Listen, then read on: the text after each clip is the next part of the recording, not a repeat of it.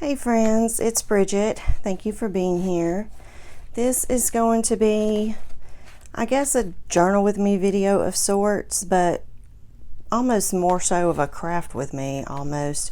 I am going to be doing a setup for the month of August in this A5 Hobonichi plain notebook. This is what I've been using for creative journaling and memory keeping this year. And I have finished the first book that I started in January. It took me all the way through the month of July, and there were some pages left over at the end, but I could tell it was definitely not going to be enough for the month of August. So I decided it was time to set up a second notebook. I decided to do this, try this year for the first time in place of the A5 Cousin Avec, which is what I've used for a handful of years in the past. And I've just been procrastinating. It's been a busy week. I realized about a week ago that I was already getting behind for the month of August, and then when I realized I needed to set up a new notebook, I just haven't taken the time to do that yet. There are a few droplets of some type of liquid that stained the front cover, but I will eventually cover it with something decorative. So I really just need to focus on the book itself and getting it set up so I can get into the process of doing some actual journaling. So yesterday, on and off throughout the day, I just plopped down random watercolor. I don't know that I've ever done the little sprinkles before on a page, and so I started doing that here and there. This has usually for some time been my go-to to just kind of break in a brand new notebook, and I put a little sticker in the bottom corner. This was just off of some packaging of a journaling supply that I had kind of stuck back to use as ephemera, and I counted out 31 pages for August and then a few extras because we have had some events during the month that I feel like I could probably use more than one page to journal about. So I just kind of estimated how many pages I would need for the month of August, and there are maybe 3 or 4 double page spreads left, but I've got enough color down on enough pages that I feel like I can at least get started. So I'm going to affix some little date covers that I made to begin with. I have some things that have just become second nature that I don't know if I'll ever change up in the future or not. It's just habit to hand letter the day of the week on each page, and I usually stamp or use some type of date seal, do some actual journaling obviously, and then affix in or tip in whatever real life ephemera that I've collected, any type of crafty, paper goodness. One thing that I've always said I want to do more of, and that's still the case, is add in photographs. And I've kind of come up with a system, at least in my mind, that I feel like will work well in the future, and I'll be able to do somewhat efficiently since I've been working quite a bit recently on my iPad using the Procreate app. There is a way that I can, I'm looking for something to use to be a little background for some glue here. There's a way that I can add photos onto a blank Procreate letter size sheet and very easily manipulate them in terms of size and position, and just take advantage of the full space of the page, and once I get a page completed, then I can just print it. And I use a very good quality printer paper. It's not photo paper, but it will definitely suffice for this purpose. And so I can print that photo collage sheet and in turn just cut the photos out for my journal. So that's something that I've been thinking about, and I definitely want to work on soon. I started falling behind in this type of journaling around the month of May, and then it just kind of steadily snowballed up until now. So I still have a lot of catching up to do in the original book for this year, but I'm definitely not giving up. I want to catch up as much as I can, so by the end of the year I can look forward to starting new books in January and have as much possible completed in my memory keeping journal. So that is the plan. Looks like I'm missing, oh, there we go, August 2nd. Okay, obviously I don't have these in order, but we'll get there. So I hope you are all doing well. I would love to hear. It's been a while since I've been on here, so I would love to hear in the comments how you're doing in your personal journey with your planners and journals. Have you fallen behind as well over the summer months, or are you doing a pretty good job of staying on track? I've kind of rekindled an old passion recently. It was not the main reason I started falling behind in May, but it definitely ended up being a fairly large factor. One of my favorite styles of journaling is junk journaling, and that's something that I had not done in a long time. I would say safely 2 full years.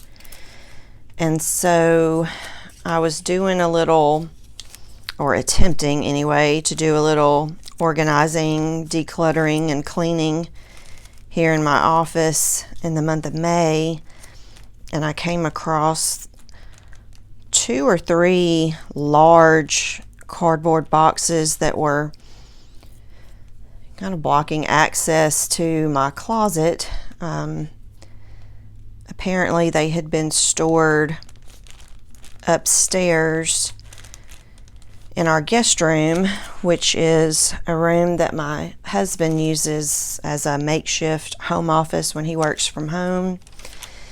And apparently he got tired of looking at them. He brought them into my office and just kind of set them in front of the closet.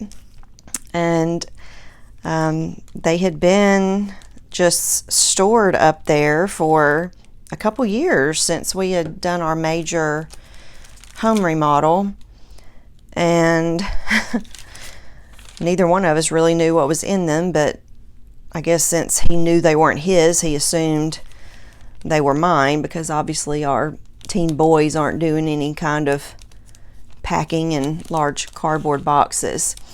So needless to say, when I opened them up, I was like a kid on Christmas morning for days, because they were all filled to the brim with junk journaling supplies.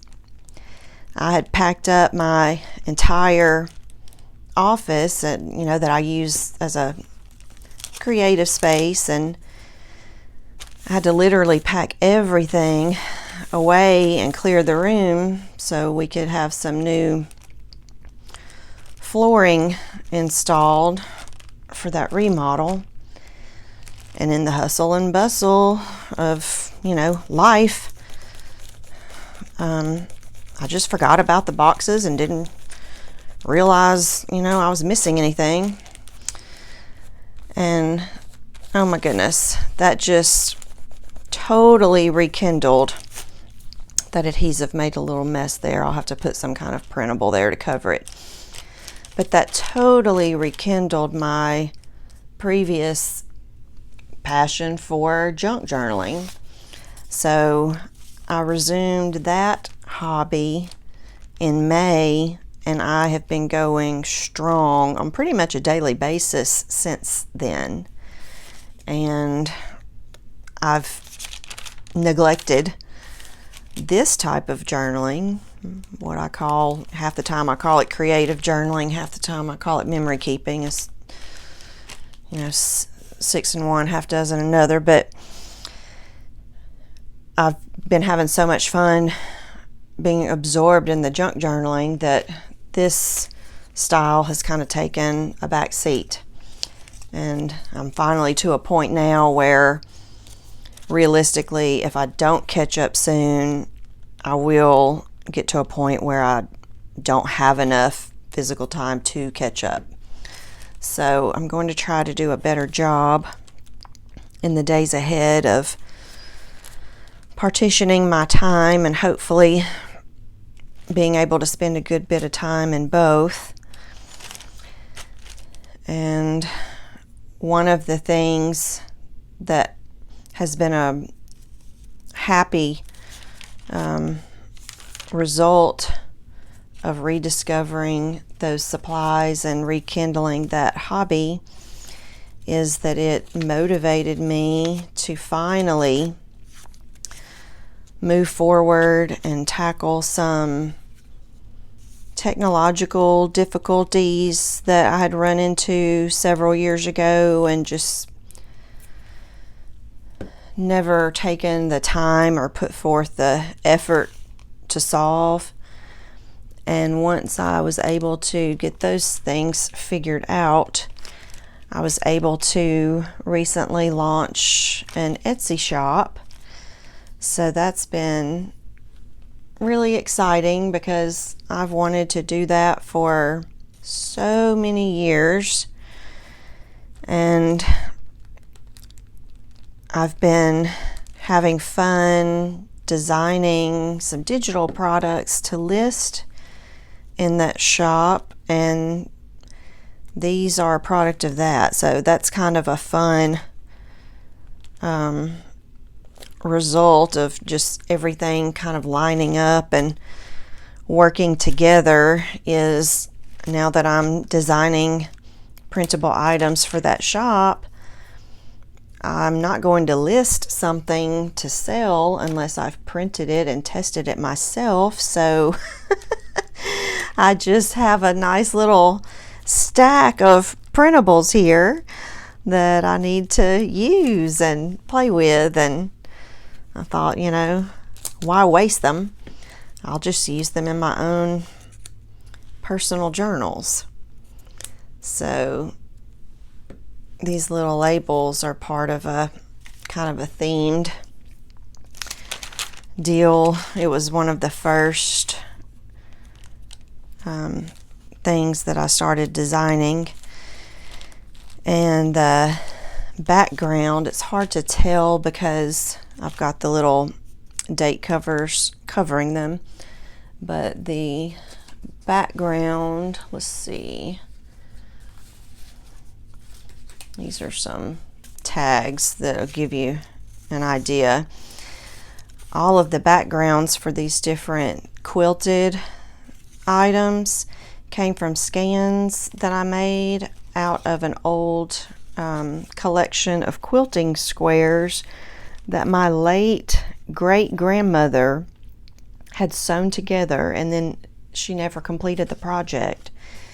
And so when I was visiting with my mom shortly after the time I discovered those boxes and all of my supplies, I was telling her how excited I was and all of my different ideas for projects and this and that. And she said, well, hold on, I've got something you might be interested in. And she went to the back of the house and came back shortly after and had several more boxes for me to take home.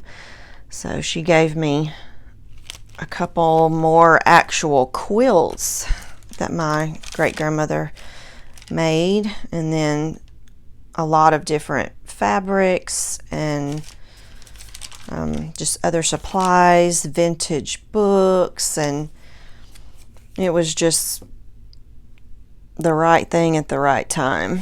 And I've had so much fun playing with everything. But what I've loved about this particular design is that even though I laid the squares obviously as flat as possible on my flatbed scanner, because they're actual quilted squares, you can see where it looks like the fabric is kind of folded or tucked in some areas, some little wrinkles, and some of the stitch lines, like there's another little wrinkle, and I don't know, I just love it. It just gives it a very organic feel to me anyway. Now, the 13th is actually my mom's birthday, and I just randomly laid these colors down because these are fairly bright, and so, you know, I wasn't particular about whether the particular date tag fabric colors matched the background colors on the page, but this kind of worked out perfectly on the 13th with the blue and yellow flowers, and I promise that was not planned. So we got a lot of events, and, well, not holidays, but I don't know if events is the right word either, but important dates, I will say, in the month of August. My mom's birthday, my middle son's birthday, my mother-in-law's birthday, and the 14th is mine and my husband's anniversary. So that's exciting. It seems to roll around a little faster each year, and we'll be celebrating 24 years of marriage this month. Yay us. Let's see, looking for the 15th. I'm worried I may have dropped. I took the, this has been like a process. Yeah, I must have dropped. Let me see if I can find it. Hopefully I didn't drop it in my vehicle. I took the page of these labels. They all come on one sheet like this when they're printed, and I took them with me to my youngest son's cross-country track practice, running practice one evening, and bless his heart, while he and his teammates practiced running in 104 heat index, 110 degree weather, I sat in my vehicle with the AC on high and cut out all of these little labels. Now these are older printables that I cut out and need to use from Courtney Diaz. I've been a subscriber of her Patreon account for a long time, several years now, I think. And so I've got a backlog of her monthly printables that I need to use as well. Okay, unfortunately, I'm not seeing the little August 15th. So it's probably either in my vehicle or somewhere in the mess on my desk. I'm just going to skip it for now and revisit it, and that's the good thing about a printable is if I can't find it, I can just print another sheet if I need to, or make another one. But these were fun to make and easy to make. I had some old scraps of paper that were ruled on one side and graph grid on the other, and I just took my very basic, inexpensive office style date printer. I bought this a lifetime ago, probably at Office Depot, but I just worked in, of course the strip was wider than this, but I just worked in a column and left about 1/2 inch to 1 inch of space between each date, stamped out the dates for the entire month of August. And then because the quilt fabric is old and vintage, I kind of wanted the date labels to have a vintage vibe. So instead of cutting the dates out with scissors, I took this brass ruler. Of course, any material ruler would work, but it doesn't have a sharp or cutting edge. It's just a ruler. But I laid it down between each date and just tore the paper instead of cutting, so it didn't leave a perfectly clean edge. And then after I got all of them torn into little strips, I took this old distress. You can see where I've sat my little, whatever you call this thing, sponge, and distorted the cover, but it's Distress Oxide ink, I believe, vintage photo. It's Ranger brand, but this is from the Tim Holtz line, and this is so old. I hope it's still in production, because I don't know that I've ever refilled this ink, and there's still enough there to do just the little bit of edge distressing that I do.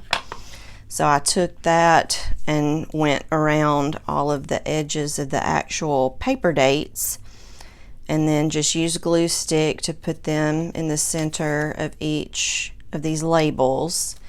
So the labels initially, I thought I had another full sheet of them right here, but I don't. But this is a different style, obviously, but this is what they look like. They were like solid. And so after I fixed the date on each label, I took the Distress Oxide and again just lightly went around the edge of the actual label. So that way, even if I don't affix them on top of any color or background, if they just go on a white background, it'll really make the label like pop. So I'm happy with how they turned out.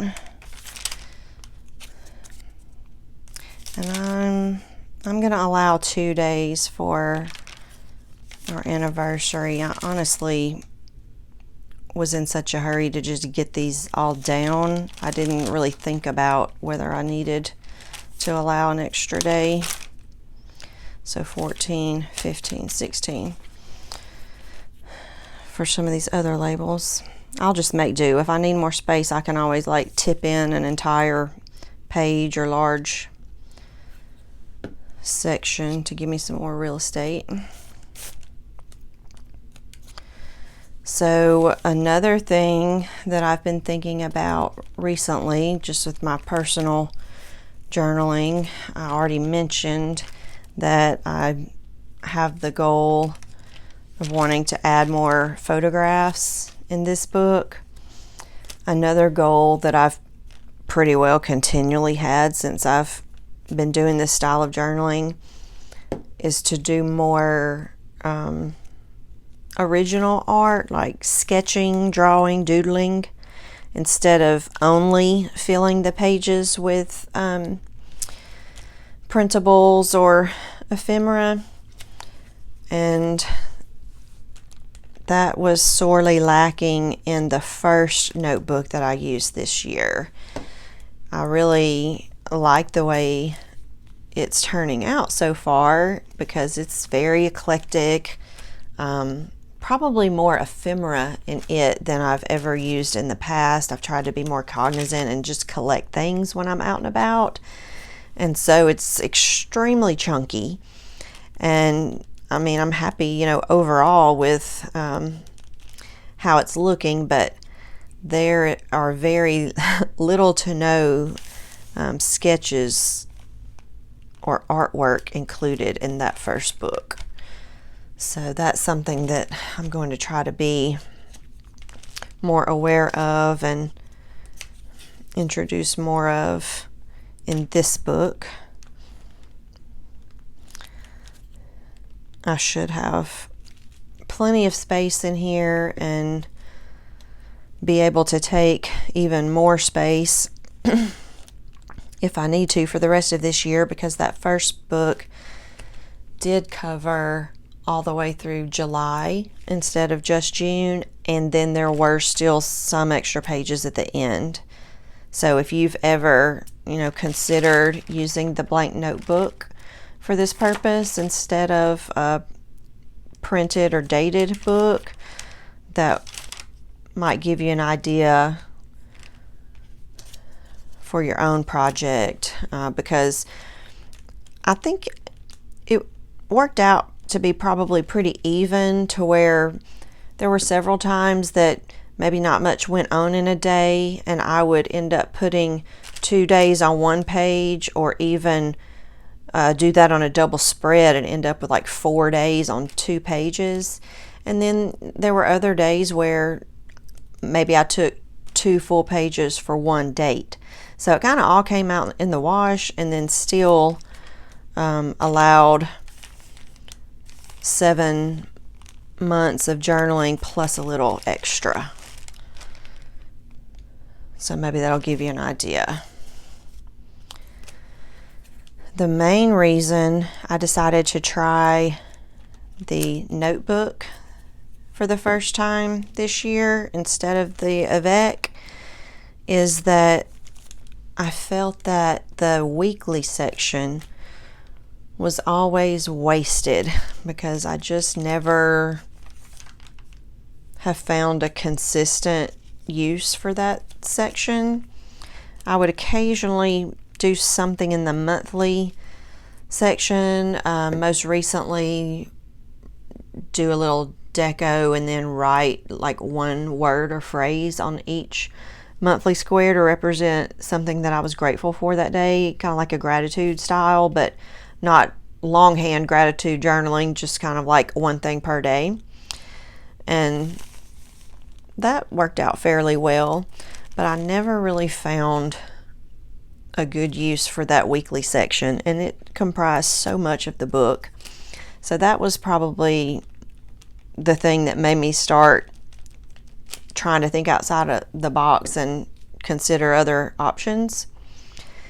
And another benefit of using the blank notebook is that it is considerably less expensive than the A5 books. So if you are on a no spend or low spend phase, or are trying to be more budget conscious, then I think this is a great way to end up with a beautiful journal with this really nice, you know, Tomoe River paper for a much smaller price tag.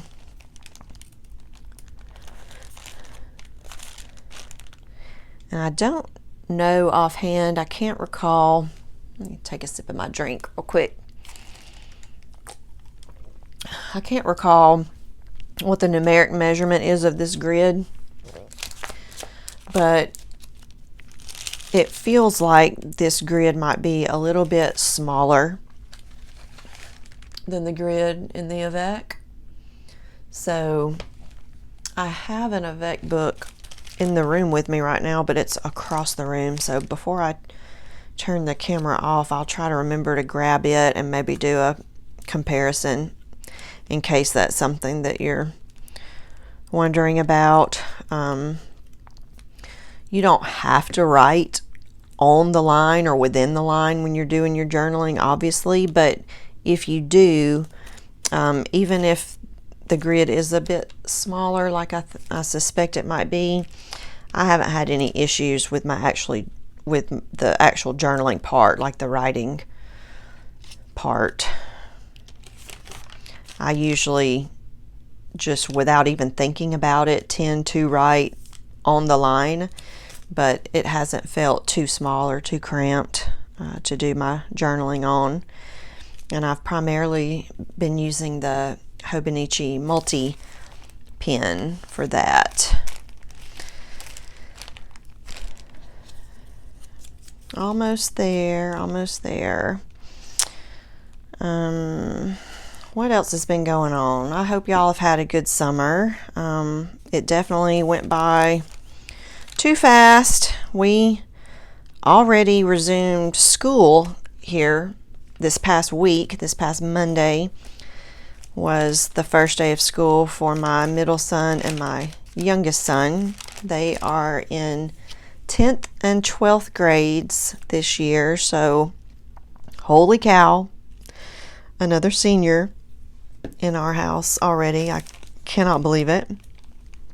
And then my oldest son will be beginning his second year of college soon. They have a later start date than the high schools in our area, so he's got a little time left, but within the next week or two he'll be back at college as well. So we've had all that going on, back to school, this, that, and the other. We've gone on a couple little family trips this summer. My boys really wanted to go to the beach, and unfortunately, by the time I got around to trying to book a condo, everything was pretty much already taken. So I'm going to try to do a better job of that next year and book earlier. My birthday is in June, and when they were small, we used to go to the beach around my birthday. Like, my birthday would happen at some point during the week that we were there. And so I may try to book ahead and do that next summer. But what we did do this summer is our annual camping trip. We just drive about 3 hours north of where we live and camp in the mountains on a lake in Arkansas. And we did that the week after the 4th of July. Had a blast. We actually tent camp when we do that, and we've done it so many times now it just feels like second nature, but it's a little bit of an adventure at times. Had more rain this year than we normally do, but we always take like a full day and do hiking on some trails in the mountains there, and we take a full day to swim in their swimming holes and take a full day to ride. We load up our ATVs and side-by-sides, take them with us on trailers, and ride four-wheelers one day. So do some kayaking. There's plenty to do there, and that's a very inexpensive trip as well. Always make a lot of good memories. So we did that in July, and then we ended up going back just last weekend. We had a friend and his son come here and spend the night on a Friday night, and then we got up super early last Saturday morning We left our house around 4 a.m. We were having breakfast at a Waffle House at 4:30 in the morning, because what adventure doesn't start at the Waffle House at 4:30, right? So after breakfast, we made that 3-hour drive back to the same area where we camped, and we hiked another trail that was about 3 times as long as the one we normally do. We normally do the same one each year, so we're familiar with it, and it's like 2 point something miles one way, and they have another trail that is 6 point something, like close to 6.5 miles one way, so 13 miles round trip. And we decided to go back and hike that longer trail and just make a full day of it, and then drive back that night, so we didn't have to worry about setting up tents and all that jazz. So we didn't stay overnight, but we ended up doing the 6.5 miles, which led us to the halfway point at a little waterfall and another swimming hole. We took a break and had a late lunch, and by the time we got there, oh my goodness, like we had a blast on the trail. We really did. But when we finally stopped and took a break, the realization hit, like almost all of our feet had gotten wet, because there were 3 or 4 points where we had to cross the creek and we would slip off a rock or what have you, you know. So our feet were wet. We've never been hardcore hikers, although I would definitely like to get more into it. But we were just wearing like tennis shoes, running shoes, so not the proper footwear for a long hike anyway. And I had sprained my right ankle. I had twisted it twice during the hike, but you know, it was still going, and I'm sure I was being carried by adrenaline. But our friend's son that came with us, he's quite young, like maybe 7-ish, and bless his heart, like maybe 30 minutes or so before we got to the end, to the halfway point of the trail, he got stung by a hornet. And I don't blame him. He cried his eyes out for probably 15 minutes, but ooh, I probably would have done the same thing. So it was just, the more I go into all these details, I'm probably making it sound like it was miserable, but it actually was fun until we kind of took a break and started realizing and, you know, licking our wounds. And ultimately we decided, we had left a vehicle. We traveled in 2 vehicles. So we had left a vehicle at the midway point just in case something happened, and then drove back to the starting point. And long story short, we ended up deciding to all take the vehicle back to the starting point. So instead of hiking 13 miles that day, we hiked about 6.5. And we just need to do a little research and just be a little better prepared before we go back. We all said that we would definitely like to go back at a later date and try to actually make the full hike. We definitely need to be better prepared. I realized when that little boy got stung by the hornet that we didn't even think to bring a first aid kit, so that was stupid. We had no first aid supplies of any kind. So yeah, we'll do better next time. But that's pretty much how we've been spending our summer. If you've gone on any trips or vacations, I'd love to hear about it. Let me live vicariously through you. Let me know where y'all have gone. I went on a couple other trips myself, but they were like girls trips. They weren't family trips, and really enjoyed both of them. Coincidentally, they were both in Phoenix, different venues, but I flew into the, same Phoenix airport each time. I went in May with my aunt, and we went to the George Strait, Chris Stapleton, and Little Big Town concert. Had a blast. That was really nice. We spent almost a week there. Spent an entire day in Jerome, which was a lot of fun. I'd been to Sedona before, but I'd never been to Jerome.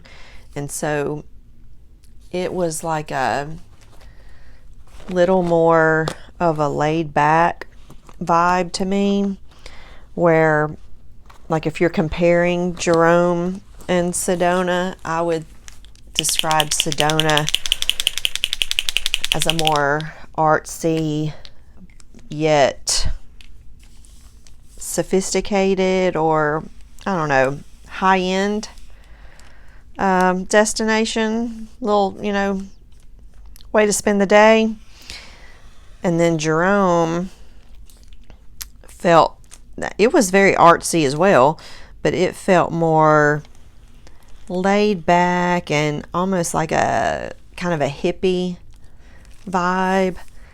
But we spent a whole day there just walking around, looking at shops and looking at the art, and had lunch there and looked at all the beautiful scenery. So that was fun. And then I went back to Phoenix again more recently in July, and I met two of my girlfriends that live in other states. So we all flew in and met up in Phoenix, and we just stayed like a long weekend. Maybe, I can't remember if we stayed 3 or 4 nights, but we went primarily for the Morgan Wallen concert. I'm waiting on this marker to dry in the corner here. Let me blow a little bit. So it was Bailey, Zimmerman, Ernest, Hardy, and Morgan Wallen. Amazing show. They played 2 nights in a row in Phoenix, and so we only had tickets for the first night. And we went the first night, had so much fun. The next day was just an open day, free day. We didn't have any plans. I hadn't even really talked about what we were going to do yet. And when we woke up the next morning, we were talking about how much fun the concert was, and we decided that we had so much fun, we just couldn't see being right down the street, because the hotel that we stayed in was within walking distance of the venue downtown. We just could not see being that close to the venue and not going back.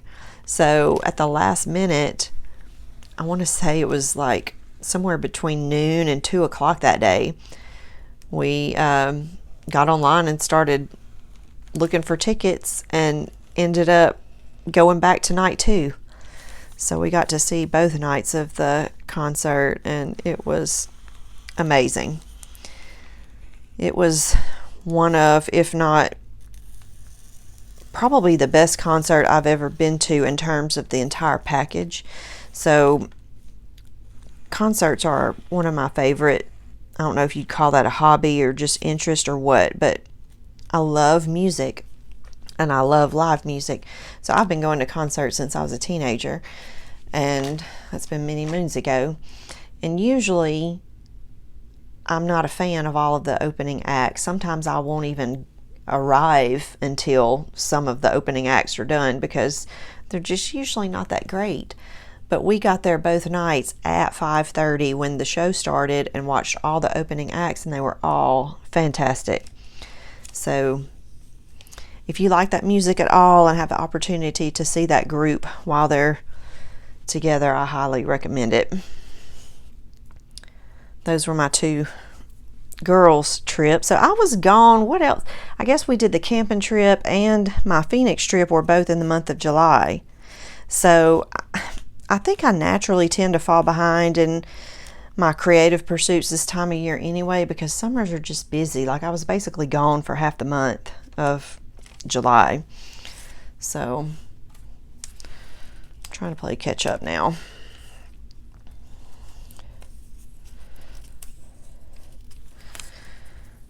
But let's see, what time is it? Okay, so it's been 45 minutes.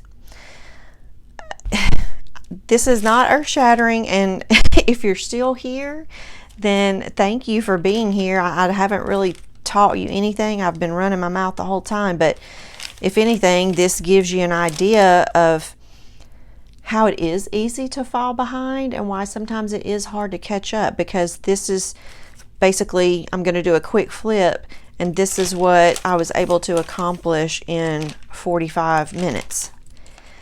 And I feel like I was fairly steady with it. So I basically was able to adhere my date labels and draw a few borders and paste down a few strips of the printable washi that goes with the label, and that's it. But I mean, I enjoyed it. I'm going to try to make an effort to do something in this book at least on a daily basis for the rest of this month, and hopefully get caught up. 45 minutes is like a good time frame for me. It's enough time to actually accomplish something, but it's not, you know, an entire hour or 2 hours out of your day, what have you. That is 45 minutes is kind of a sweet spot for me. So I might just start turning the camera on during that 45 minutes while I continue to catch up. And if y'all want to join me again, I would love it. If y'all need to do some of your own book work, then just grab your supplies and we can journal together. But that's it for now. I'm about to sign off. Let me compare the grid size. Hold on. Let me unclip my little microphone and see if I can grab that cousin Yvette. Just a second.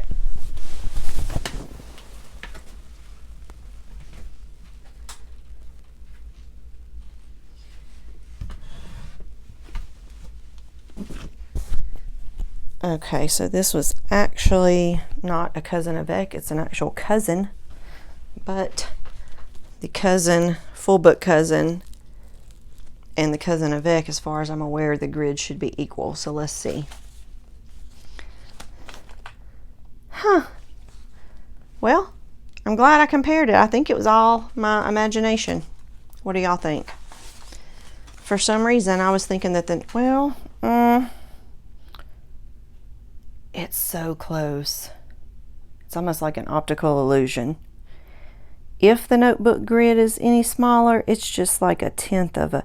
I really think they're the same size. Maybe it looks slightly different, and I was thinking that because the grid ink, like the actual color of the grid, is different in the notebook than it is in the cousin and the cousin Yvette. Maybe that's what made it look a little different to me. So, grid size, likely the same. So that answers that mystery. But okay, I'm going to go ahead and hop off here. Thank you so much for being here. I will see y'all soon. Bye.